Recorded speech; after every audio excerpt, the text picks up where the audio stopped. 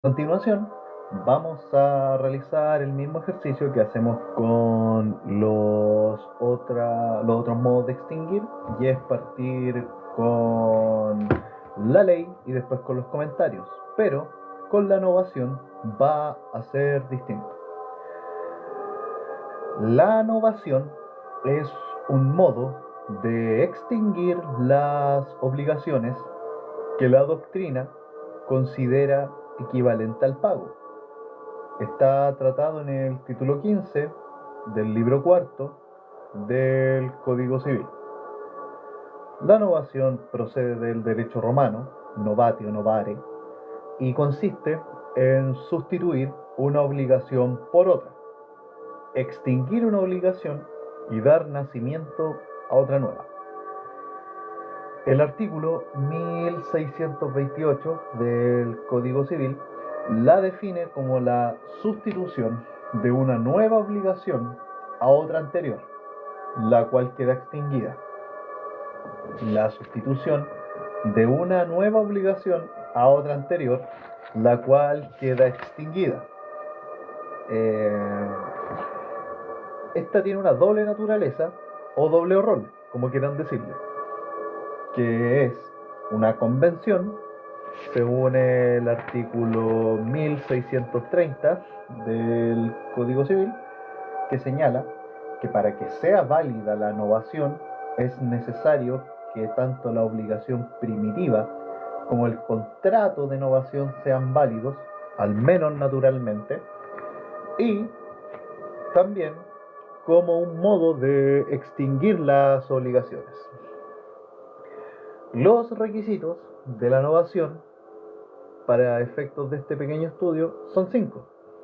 Los efectos de la novación entonces son 5, que vendrían siendo, primero, es que debe existir una obligación llamada a extinguirse. Debe existir una obligación llamada a extinguirse. Segundo, debe haber una obligación llamada a reemplazar esta que se extingue. Tercero, debe haber una diferencia esencial entre ambas obligaciones. Diferencia esencial entre ambas obligaciones. Cuarto, debe haber una capacidad de novar. Y por último, un animus novandi. Vamos primero con el primer requisito, que es que debe existir una obligación llamada a extinguirse. Bueno, esta obligación puede ser civil o natural, como ya dijimos en el artículo 1630. El artículo 1633 señala de que ambas obligaciones deben ser actualmente exigibles. En razón de esto, y como lectura del artículo 1633 señalar que si la antigua obligación es pura y la nueva pende de una condición suspensiva, o por el contrario, la antigua obligación pende de una condición suspensiva y la nueva es pura, en estos casos no hay novación, mientras está pendiente la condición. Ahora, si la condición llega a fallar, o si antes de su cumplimiento se extingue la obligación antigua, tampoco hay novación. Con todo, si las partes, al celebrar un segundo contrato, convienen en que el primero quede abolido, sin aguardar el cumplimiento de la obligación pendiente, en ese caso se está a la voluntad de las partes.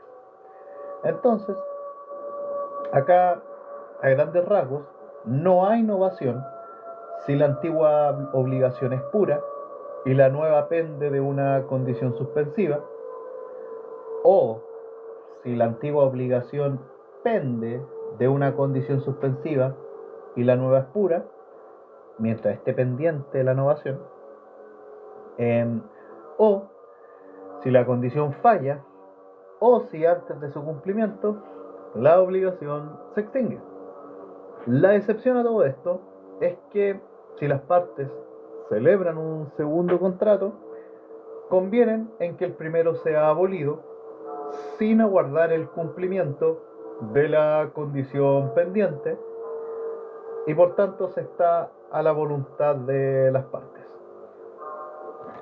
Vamos con el segundo requisito.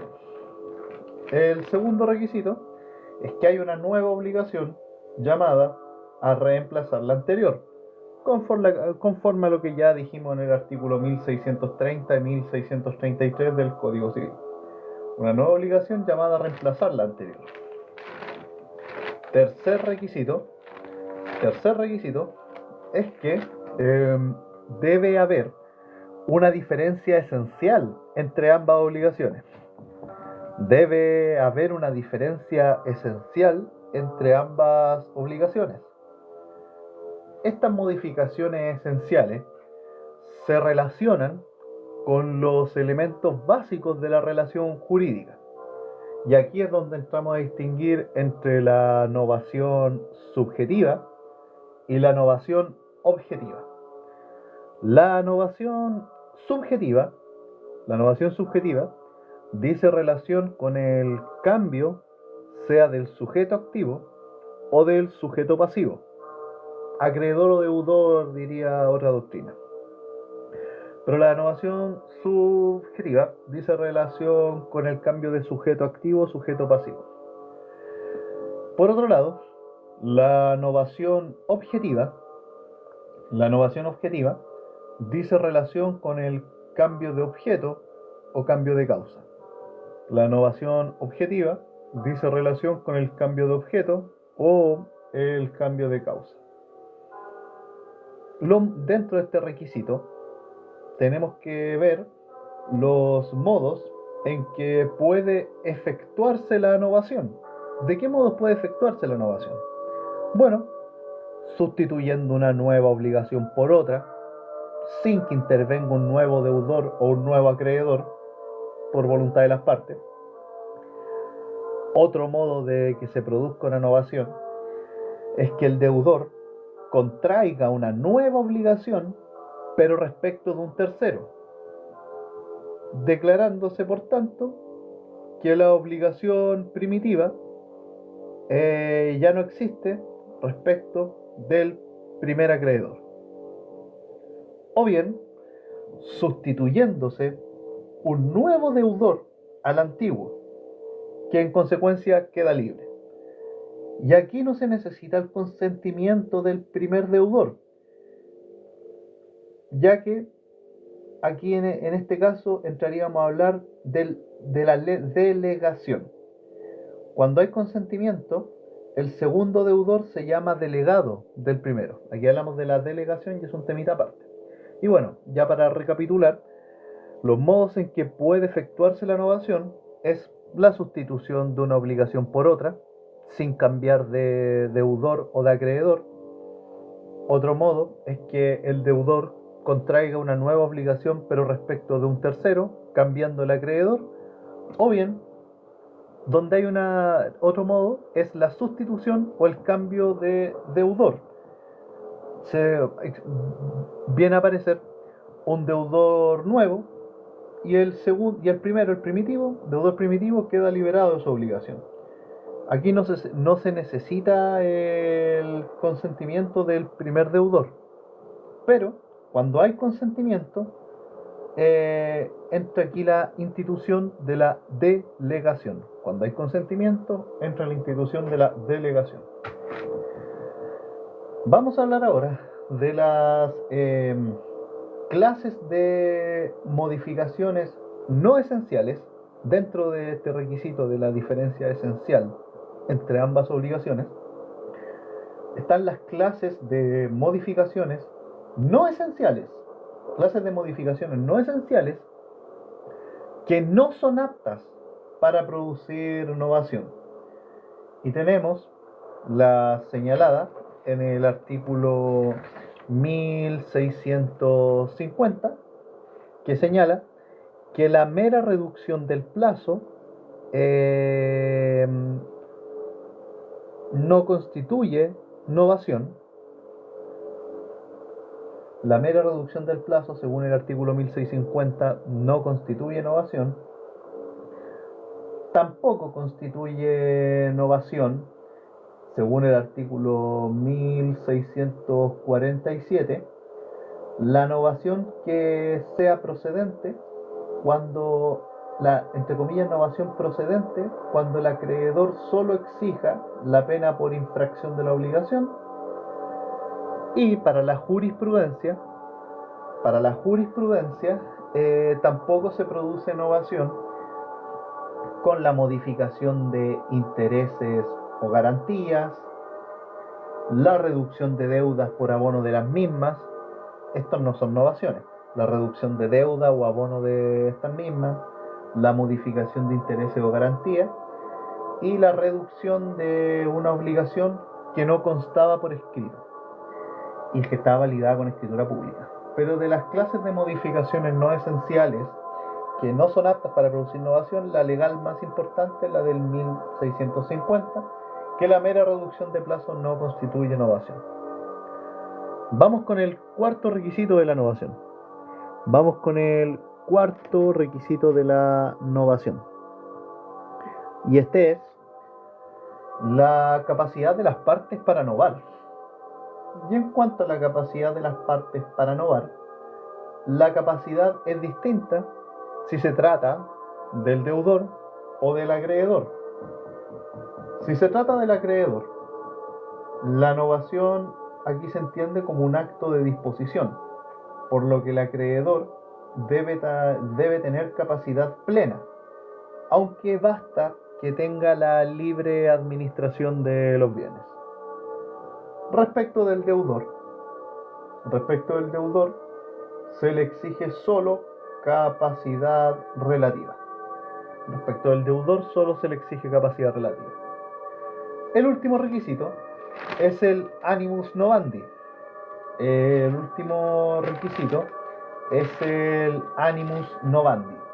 O la intención de novar.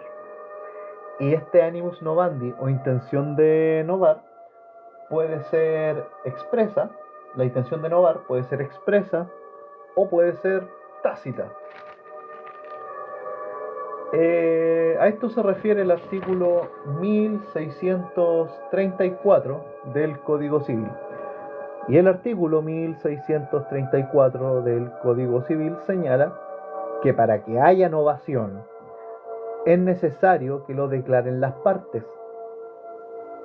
Esto sería la novación expresa, el ánimo de novar expreso, que lo declaren las partes, o que aparezca indudablemente que su intención ha sido novar, porque la nueva obligación envuelve la extinción de la antigua. Si no aparece la intención de novar, se miran las dos obligaciones como coexistentes y vale la obligación primitiva en todo aquello que la nueva no se oponga, subsistiendo por lo tanto los privilegios y cauciones que tenga la primera. Bueno, 1634 entonces se puede desprender que para que haya novación es necesario que la declaren las partes o que aparezca indudablemente la intención de novar de parte de las mismas, derivándose así en que la nueva obligación extingue la antigua. Ahora, si no aparece la intención de novar, se miran las dos obligaciones como coexistentes. Vale la obligación primitiva en todo lo que no se oponga a la posterior, subsistiendo los privilegios y cauciones de la primera. La novación por cambio de deudor, ojo, la novación por cambio de deudor siempre debe ser expresa, siempre. Y el ánimo de novar es una cuestión de hecho, y aquí se resuelve casuísticamente. Las formas de novación están sujetas a las formalidades de la nueva obligación y la prueba se limita conforme a los artículos 1708 y siguientes del Código Civil. Bueno, estas normas señalan de que no se va a admitir prueba de obligaciones que deban constar por escrito. Vamos a hablar ahora de las clases de novación. Las clases de novación. Respecto de las clases de novación, tenemos, como ya dijimos, la novación objetiva y la novación subjetiva.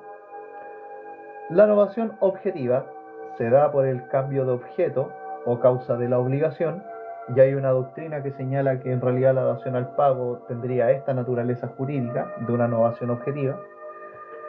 Y la novación subjetiva se da con el cambio de deudor o de acreedor. Pero, según el artículo 1635, la novación por cambio de deudor debe ser expresa.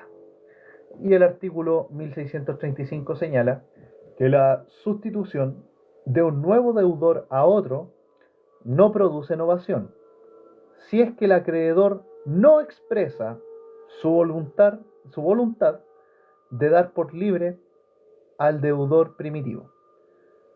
Si falta esta expresión del acreedor, se entiende que el tercero es solo diputado por el deudor para hacer el pago, o que el tercero se obliga con éste solidaria o subsidiariamente, según parezca deducirse o no del tenor o espíritu del acto.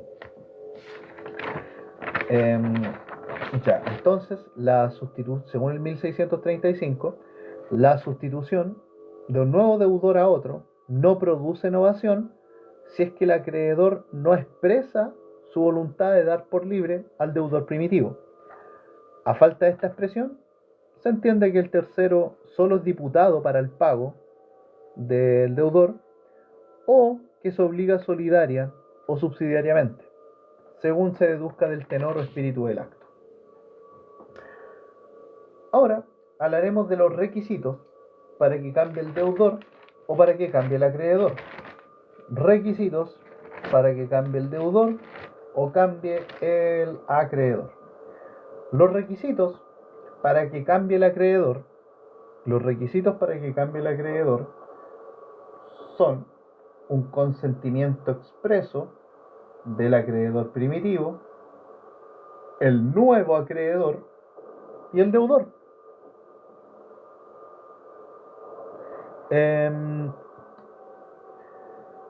Los requisitos para el cambio de acreedor: se requiere el consentimiento del acreedor primitivo, el nuevo acreedor y el deudor. Y el cambio de deudor debe tener los siguientes requisitos, que están señalados en el artículo 1635 y 1636, pero que debe concurrir el consentimiento expreso, el consentimiento expreso para el cambio de deudor del acreedor y del nuevo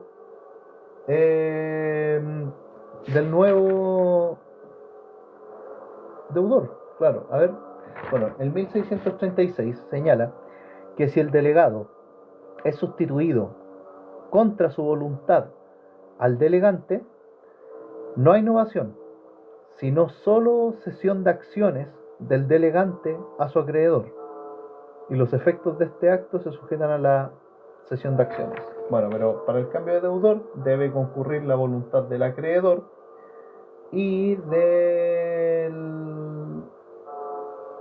deudor. Claro, no se requiere el consentimiento del deudor, pero si hay consentimiento, esto da lugar a la delegación. No se exige, debe concurrir el consentimiento expreso del acreedor y del nuevo acreedor en el cambio de deudor. No se exige el consentimiento del antiguo deudor por aplicación de las reglas de pago. No se exige el consentimiento del antiguo deudor por aplicación de las reglas de pago. Dejar en claro que la novación por cambio de deudor es delegación. Novación por cambio de deudor es delegación cuando media consentimiento. Bien, vamos a hablar ahora de la delegación. Y aquí hay que irnos con detalle, aunque no es tanto, pero debe ser preciso. La delegación es un acto por el cual el delegante pide a otro llamado. La delegación es un acto por el cual el delegante pide a otro, llamado delegado, que se obligue para con otro,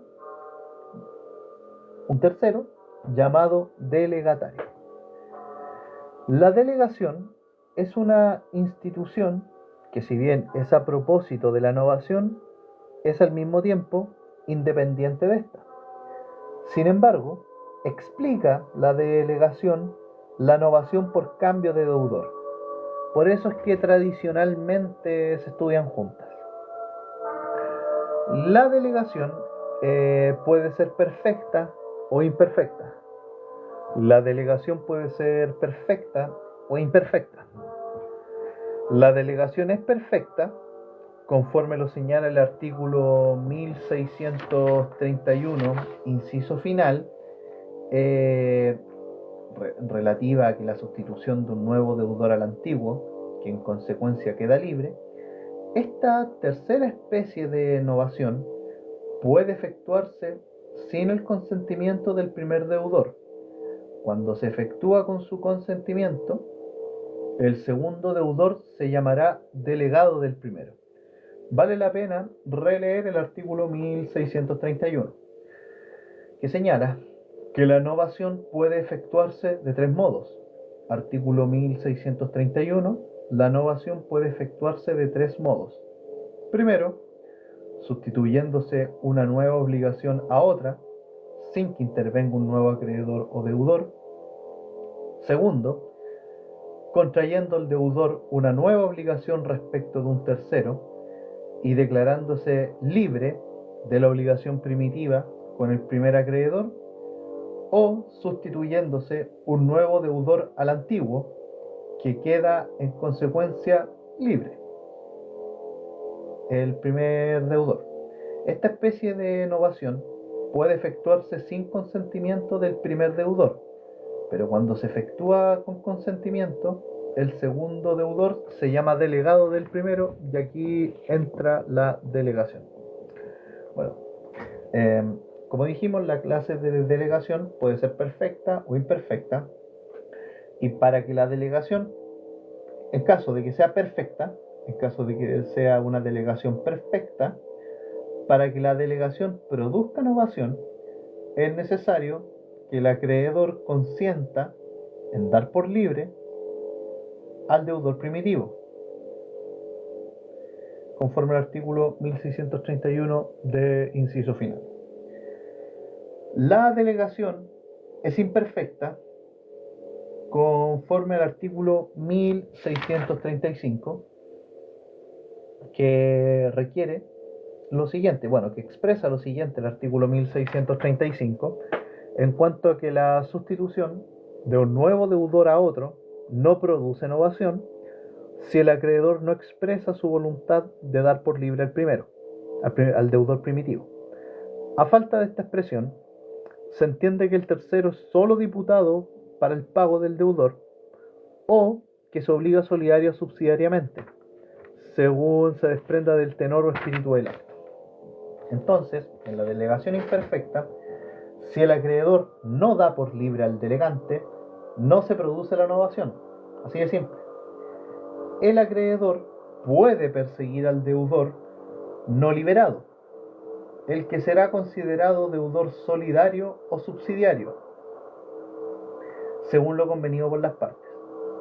Ergo, esta delegación imperfecta no produce ningún efecto respecto del acreedor, pero el acreedor puede escoger a quien le cobra y puede producir efectos entre delegante y delegatario, dependiendo si son deudores o no. Pero bueno, la delegación imperfecta entonces se refiere a los casos en que no hay consentimiento expreso del acreedor, por lo tanto se entiende que este nuevo deudor o es diputado para el pago del deudor, diputado del deudor, o que se obliga solidaria o subsidiariamente con este, ergo el acreedor le puede cobrar a cualquiera de los dos. Y la delegación perfecta es aquella en que el acreedor consiente en dar por libre al deudor primitivo. Bien. Los requisitos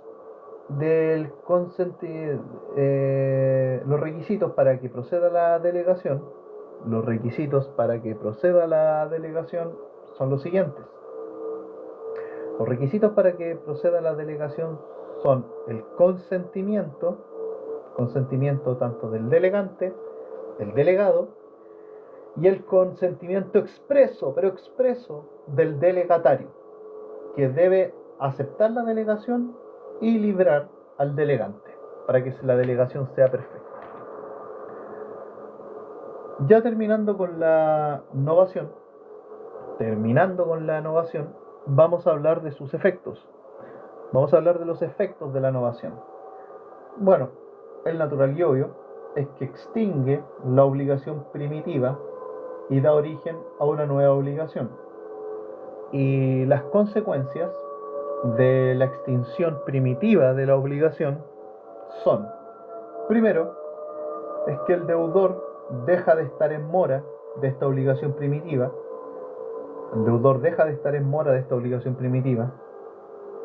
Segunda consecuencia es que el plazo de prescripción de la obligación primitiva se extingue. Tercero, cesa la responsabilidad del deudor derivada de la primera obligación. Cuarto, se extinguen los intereses, conforme al artículo 1640, se extinguen los intereses de la obligación primitiva. Quinto, se extinguen los privilegios de la deuda primitiva, según el artículo 1641. Sexto, se extinguen las prendas e hipotecas de las obligaciones primitivas.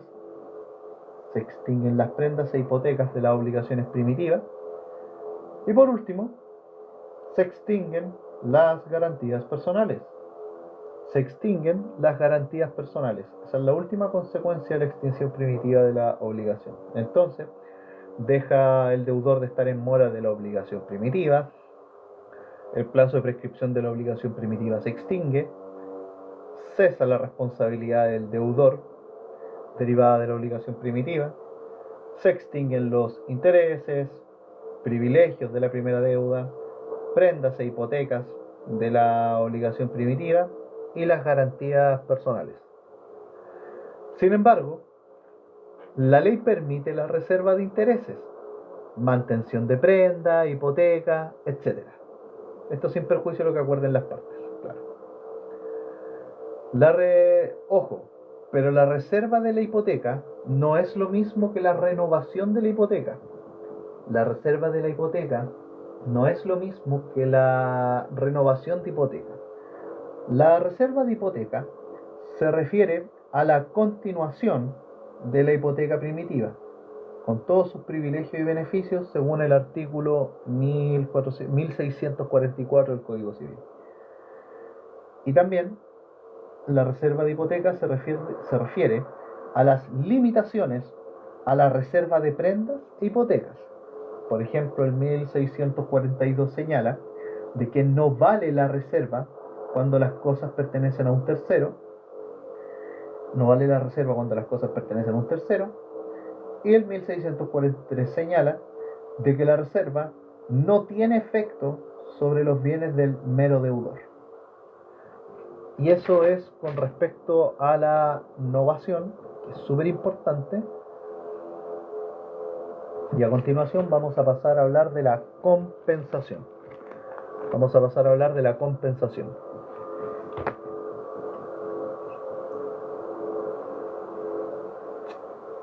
Después de esto vamos a hacer otro pequeño live con otra imagen para referirnos a otros modos de extinguir, que son más cortitos, claro, pero no por eso son menos relevantes.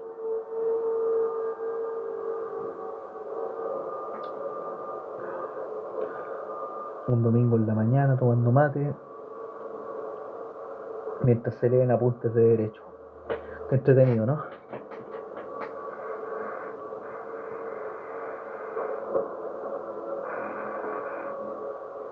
Gracias a las personas que se han conectado, pucha. Si quieren me ayudan con algún me gusta para que esto no esté tan pelado, la verdad.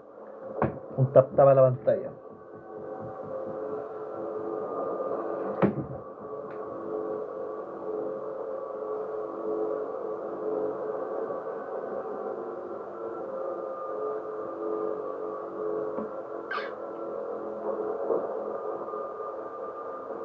Bien, vamos a hablar ahora de la compensación. Vamos a hablar ahora de la compensación que está regulada en el artículo 17 del libro cuarto del Código Civil. La compensación está regulada en el título 17 del libro cuarto del Código Civil. Y bueno, va de los artículos 1655 al artículo 1664. 1655 al 1664. Ya. El artículo 1655 señala, respecto de la compensación, cuando dos personas son deudoras una de otra, opera entre ellas una compensación que extingue ambas deudas, del modo y los casos que van a explicarse. El artículo 1655 señala que cuando dos personas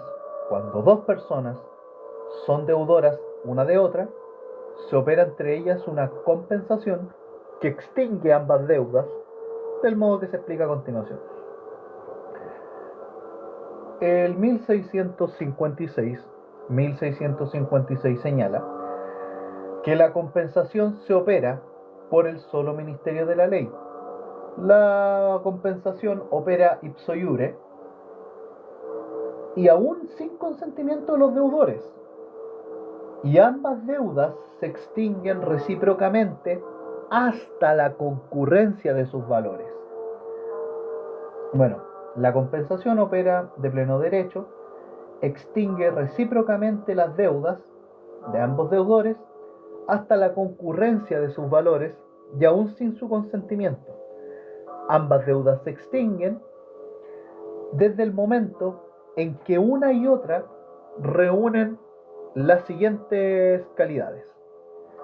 Primero, que sean ambas de dinero o cosas fungibles o indeterminadas de igual género y calidad, que sean ambas de dinero o de cosas fungibles o indeterminadas de igual género y calidad. Segundo, que ambas deudas sean líquidas, que ambas deudas sean líquidas. Y tercero, que ambas sean actualmente exigibles.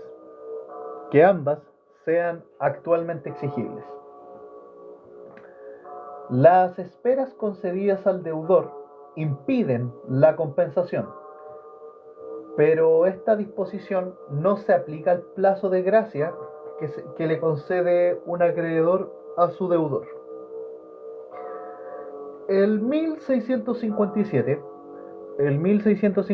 señala que para que haya lugar a la compensación es preciso que las partes sean recíprocamente deudoras. El artículo 1657 habla de la concurrencia de la compensación, y para que haya lugar a la compensación, es necesario que las partes sean recíprocamente deudoras. Es un requisito esencial. Así, el deudor principal no puede oponer a su acreedor por vía de compensación lo que el acreedor le debe al fiador. Ni requerido el deudor de un pupilo, por el tutor o curador de este pupilo, puede oponerle por vía de compensación lo que el tutor o curador le debe al pupilo. No, pues compadre, así no funciona. Para que opere la compensación, las partes tienen que ser deudores recíprocas.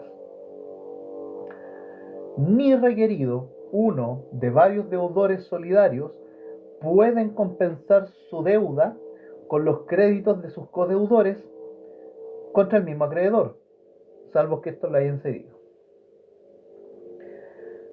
El artículo 1658 guarda varios detalles más.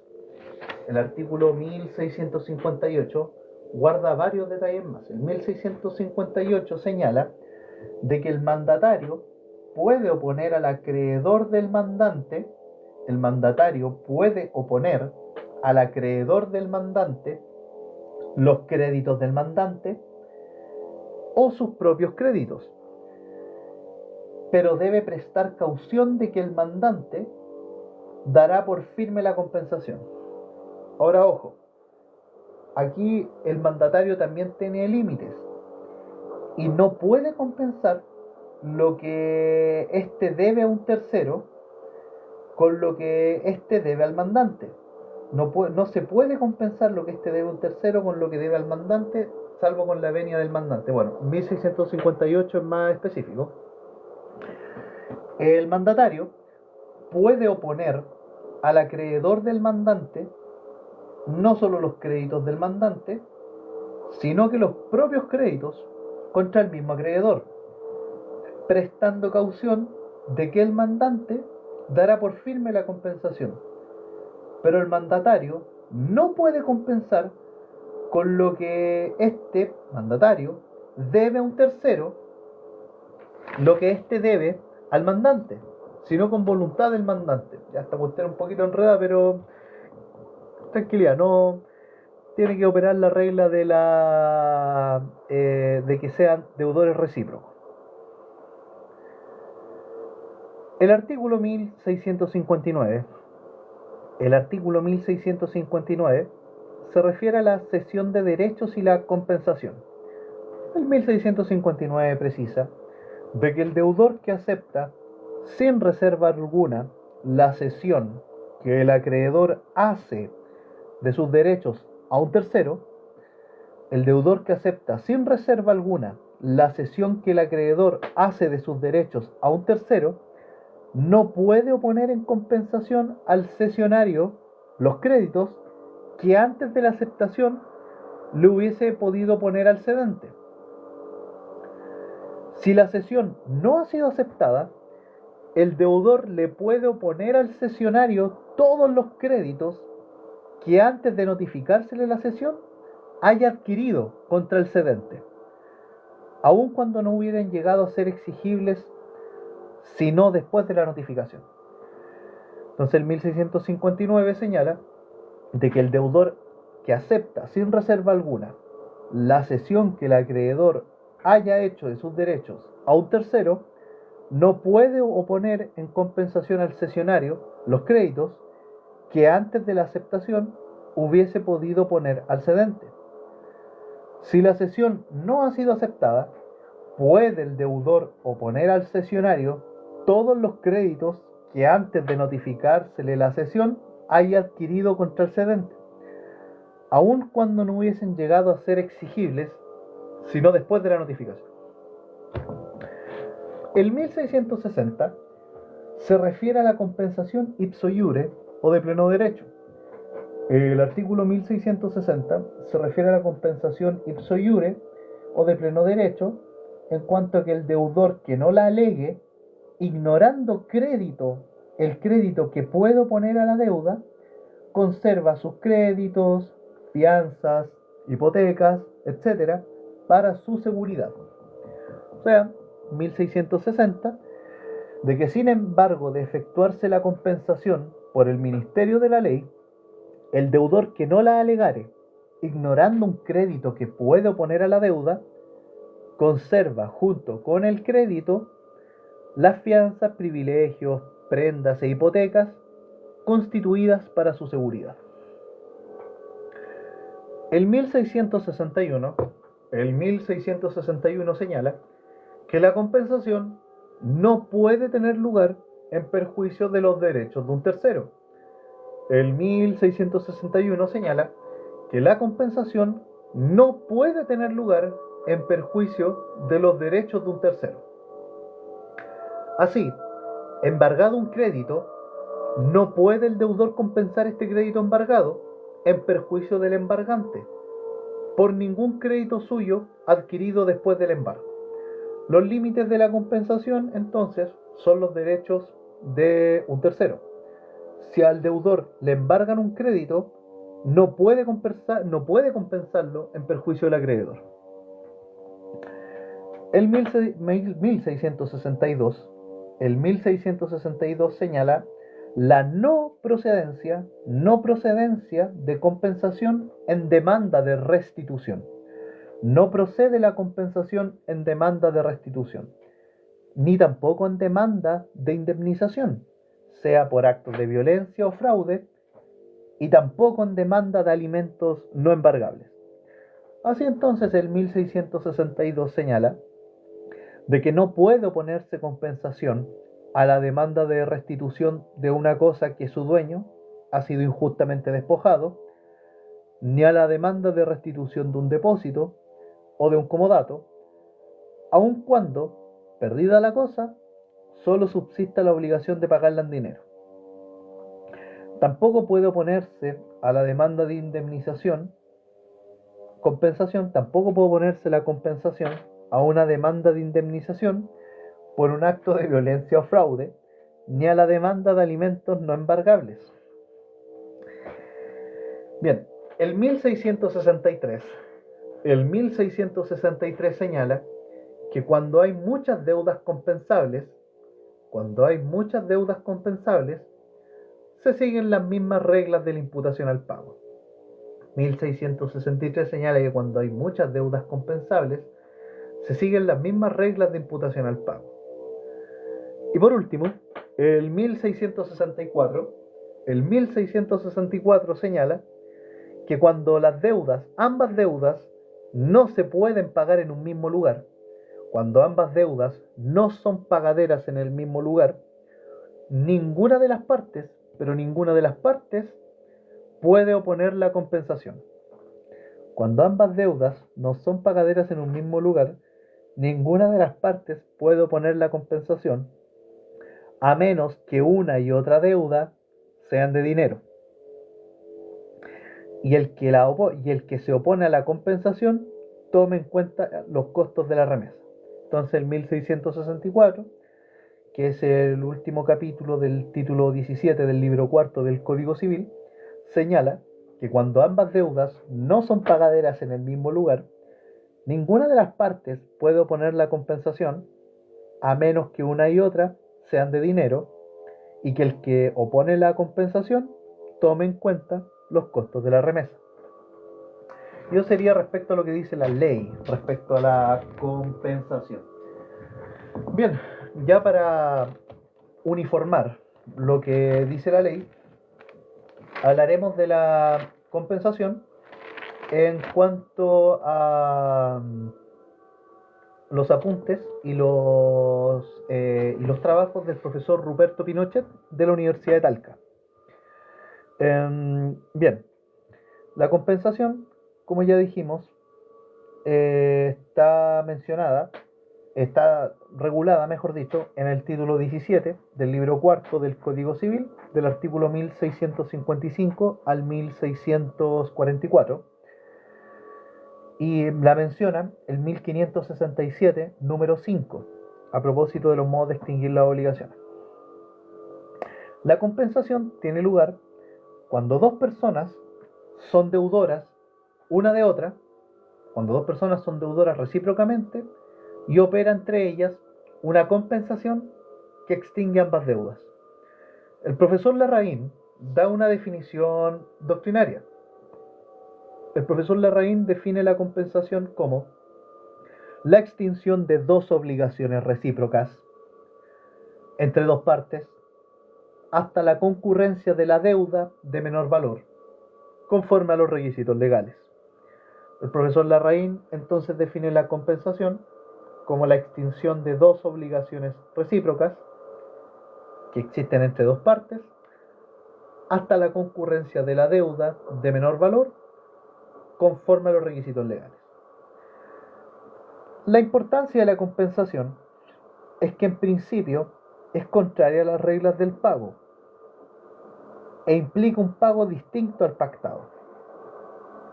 La importancia es que, bueno, el legislador la considera un abono de transacciones comerciales o jurídicas y de utilidad práctica. Hola Juan, ¿qué tal? Bienvenido. Gracias por interactuar con este live. Yo entiendo que no puede ser tan apasionante ni motivado como hablar de política o religión, pero bueno, esperemos que sea de utilidad práctica para alguien que pueda después acceder al canal de YouTube a estudiarlo. Íbamos en la importancia de la compensación, más que nada por un tema de ahorro de transacciones comerciales o jurídicas y por un tema de utilidad práctica, la verdad. Bien, eh, hablemos ahora de la compensación legal. La compensación legal y sus requisitos. Bueno, esta parte puede ser un poquito densa, pero tampoco es tan densa.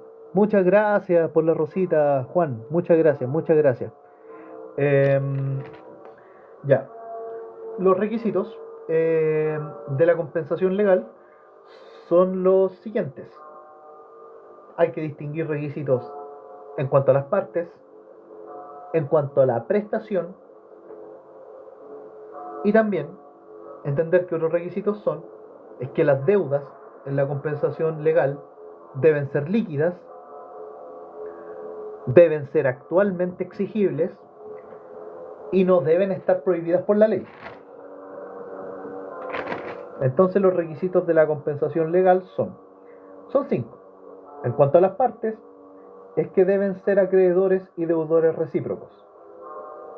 En cuanto a las partes, deben ser acreedores y deudores recíprocos. En cuanto a la prestación debe ser de igual naturaleza. En cuanto a la prestación debe ser de igual naturaleza. Tercer requisito de la compensación legal es que las deudas deben ser líquidas.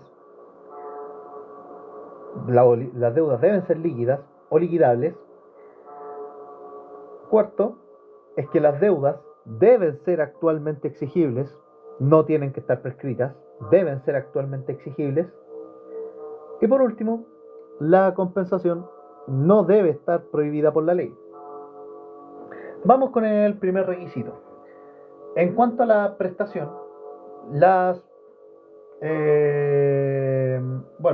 en cuanto a las partes, este el primer requisito es que deben ser acreedoras y deudores recíprocos. Esto en atención a lo que señala el artículo 1657, que para que tenga lugar la compensación, ambas partes deben ser deudoras recíprocas. El deudor principal no puede oponer a su acreedor la compensación respecto de lo que el acreedor deba al fiador, sino que tienen que ser deudores recíprocos.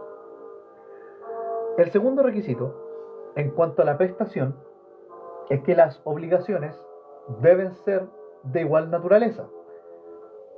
Según el 1651 número 1, deben ser ambas de dinero o cosas fungibles o indeterminadas, de igual género y calidad. Ambas de dinero o cosas fungibles o indeterminadas de igual género y calidad.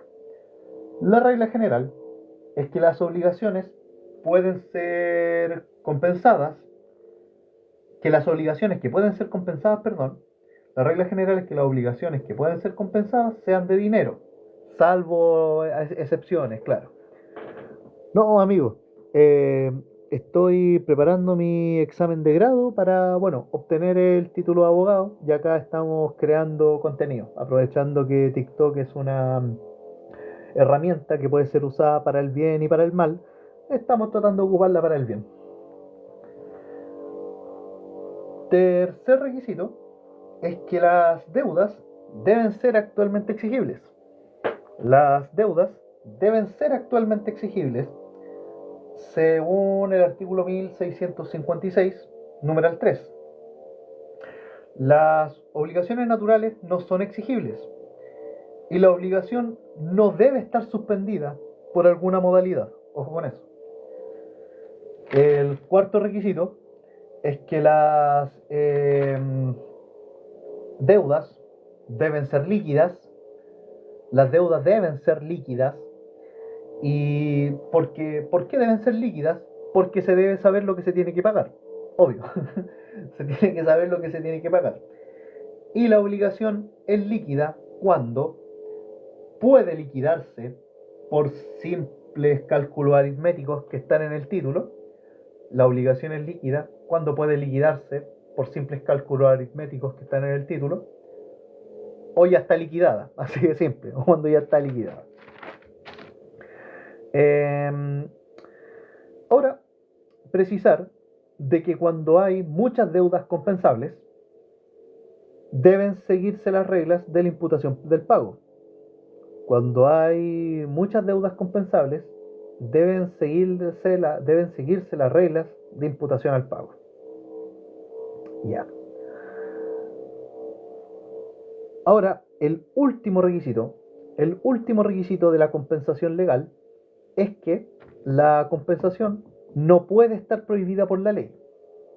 La compensación no puede estar prohibida por la ley. Y bueno, los casos en que la compensación está prohibida por la ley,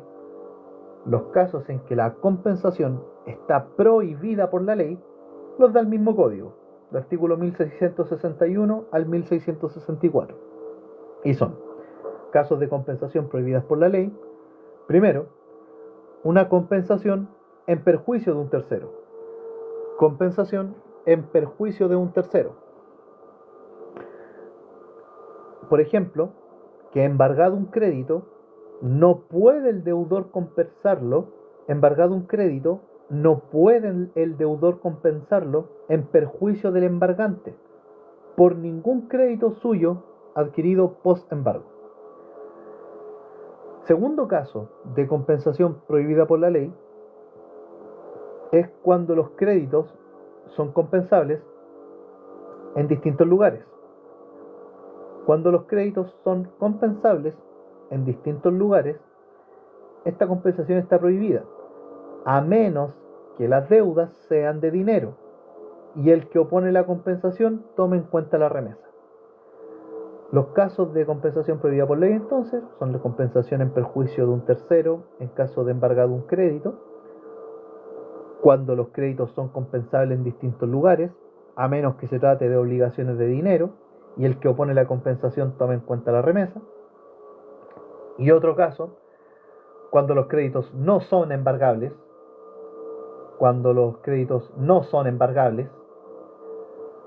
Otro caso de compensación prohibida por la ley es en demandas de restitución, depósito y comodato. En demandas de restitución, depósito y comodato, no se puede poner la compensación en demandas de restitución, depósito y comodato. Y tampoco, también está prohibida la compensación en demandas de indemnización por actos de violencia o fraude. En demandas de indemnización por actos de violencia o fraude. Demandas de indemnización por actos de violencia o fraude. O sea, la compensación no debe estar prohibida en la ley, y los casos de compensación prohibida son la compensación en perjuicio de un tercero, cuando se haga con el embargo del crédito a un deudor, cuando los créditos son compensables en distintos lugares, a menos que las obligaciones sean de dinero, y que el que opone la compensación tome en cuenta la remesa. Muchas gracias, loco Crazy, bienvenido. Otro caso donde la compensación está prohibida es cuando los créditos no son embargables en demandas de restitución, depósito y comodato. Y también está prohibida la compensación en demandas de indemnización por actos de violencia o fraude. Por último, a usted por su presencia, amigo.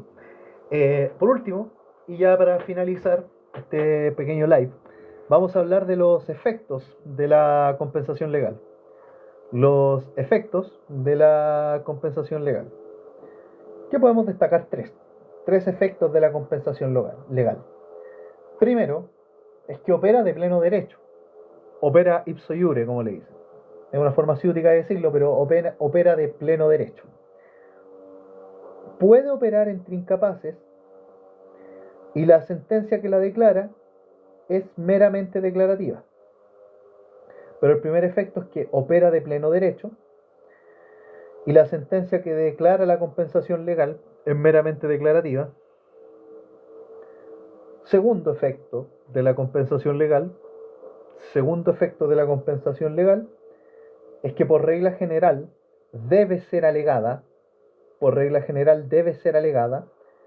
en regla con el principio dispositivo, que las partes son las que llevan el proceso. Y por último, el tercer efecto de la compensación legal es que puede renunciarse. La compensación puede renunciarse según el artículo 1660 del Código Civil. El 1660, que se refiere al tercer efecto de la compensación legal, señala que sin embargo de efectuarse la compensación por el Ministerio de la Ley, el deudor que no la alegue, ignorando un crédito que puede oponer a la deuda, conserva junto con el crédito fianzas, privilegios, prendas o hipotecas constituidas para su seguridad. Según entonces este efecto, puede renunciarse de parte del deudor la compensación en caso de que opere de pleno derecho, pero sin saberlo él, sin saber que opera de pleno derecho. Y así puede conservar prendas, hipotecas, fianzas, etcétera, respecto de su crédito. Y bueno, eso sería respecto a la novación y la compensación, que la verdad es que fue un análisis más largo de lo esperado. Así que con esto damos por finalizada esta transmisión, aunque en unos 15 minutos más voy a hacer otra, hablando de la remisión, la confusión y la transacción, que también son modos de extinguir que bastante comunes, pero que son importantes manejarlos, sobre todo para temas de examen de grado. Muchas gracias, Loco Crazy, a Juan, que estuvieron conectados, y bueno, no me gusta decirle el nombre de los nick, pero gracias por el interés mostrado. Tengan una buena mañana en caso de que no se vuelvan a conectarse. Saludos y bendiciones.